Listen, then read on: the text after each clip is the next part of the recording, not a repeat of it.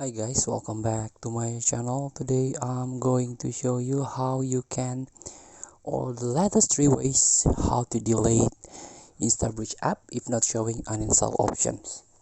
So all you have to do is open. As you can see, this is settings. The instabridge app keep asking you to set as your default home app, so it's kind of annoying. Just close by tap 3 stripe at the bottom of your screen.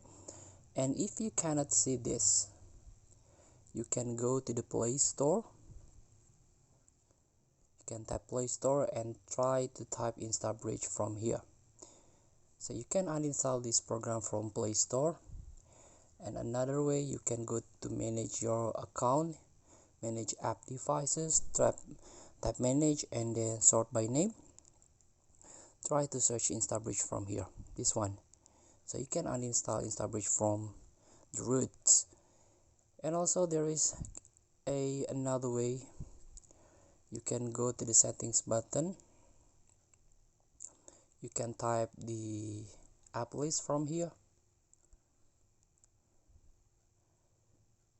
and then try to search instabridge from your app list, this one. So you can try uninstall from here.